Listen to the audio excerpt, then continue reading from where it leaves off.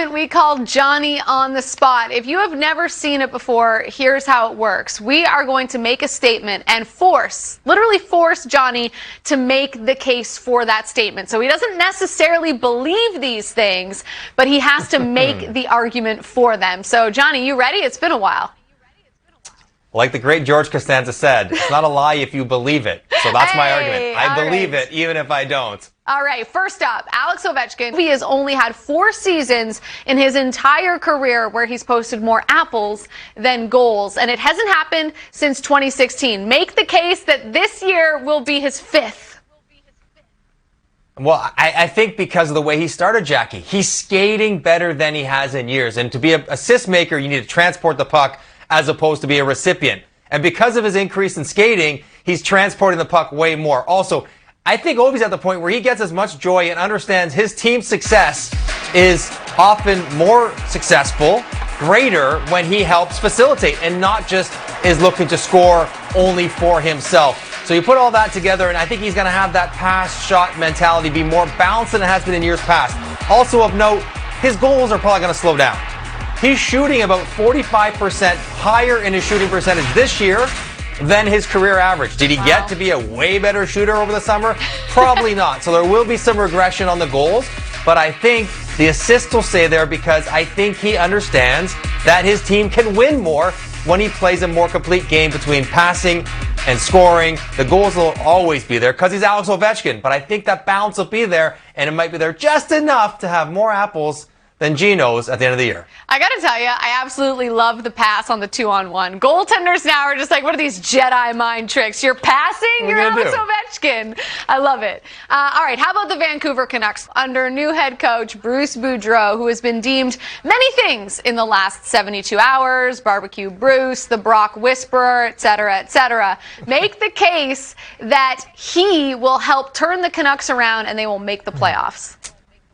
Well, Vancouver is underachieving. That's the primary case. The team, the players, there's so many of them that were underachieving by a lot that if they play to their ability, the team alone is way, way better. So Bruce Boudreau doesn't have to do anything. And the team, just with the personnel, should be much better than they are. You look at the numbers, and they are very daunting right now. They're sitting in with 27 points. They probably need another 69 points. They got to win 22 points, so they got to get another 74 points. They need another, 37 wins, Jackie? 37 and 18 down the stretch? That's tough. That's 2-1 the rest of the way. What you need to do that?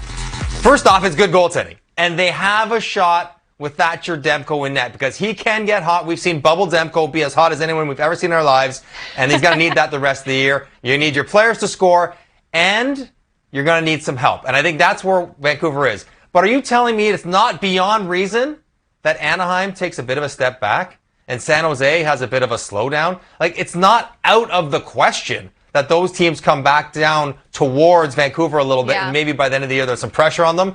So it's daunting. The numbers are difficult, but the goaltending, the coach, and the opposition give them a shot. Here's a number for you, 0.48 goals against average for Demko the last 2 games. What? Bruce Boudreau is like, Brucey's like, I haven't had this kind of goaltending in years as a head coach in the NHL. But it'll be interesting to see because you make a great point about the division that they're in. Unlike the Islanders, and it's no disrespect to the Pacific, but that Metro is so stacked that's a lot harder to make up ground in that division. All right.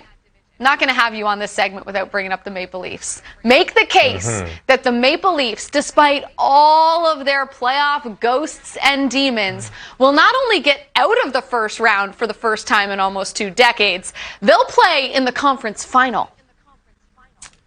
Okay, Jackie, I think actually the fact that they're going to the conference final is easier to make than getting out of the first round because once they get over that hurdle and they drop that baggage, can you imagine how good they will feel about themselves, that city and the euphoria and just the way they will just ride that way forward? So I think getting out of the first round is a challenge. Once they get out of the first one, they'll be favored in the second round. Why will they get out of the first round, though? Few reasons. One, defense and goaltending. Their defense this year has been really good, and they have a goaltender in Jack Campbell that is as good as any goalie in the league. And Freddie Anderson has had some nice years in Toronto, but during those losses, he's never had a year like Jack Campbell is having this year. So to be able to look down at your end and think our guy is as good or better than the other guy, they haven't always had that. They're going to have the chance for that in the playoffs this year.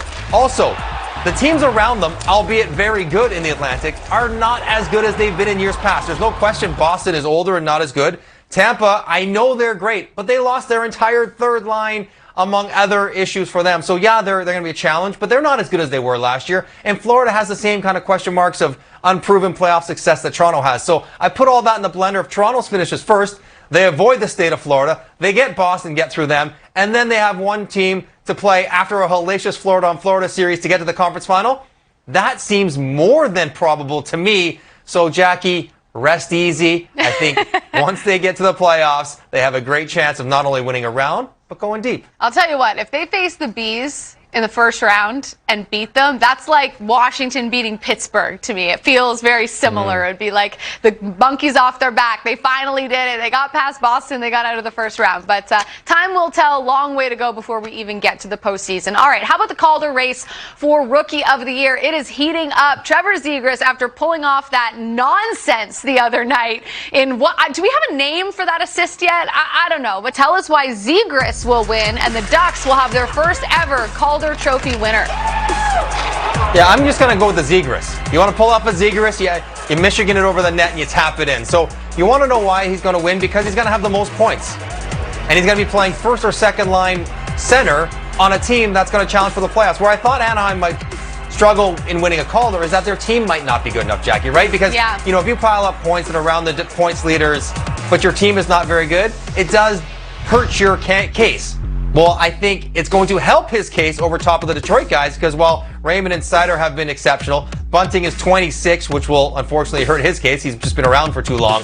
Zegras is playing a significant role. I believe he'll have the most points, probably not the most goals, but the most points at the end of the year on a team that is overachieving and going to be in the playoff chase. I put all that together, and I think it's probably not a very difficult case to make that he wins the Calder. And one other thing, and maybe this is not just my own bias, but there is a forward bias for the Calder. For sure. And while Mo Seider's been incredible, it's hard for defensemen, if he puts up 40 points versus Zegras' 65, 70, to compare one to the other. I think more voters will be drawn to the offense than to the defense.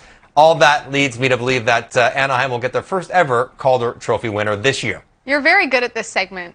It's almost annoying. It's almost annoying. But either way, I'm glad that hockey has its own version of the alley-oop now. That's a pretty cool thing that I never thought would happen. But here we are. Johnny, good work as usual. We'll try to come up with harder topics next time. Please don't.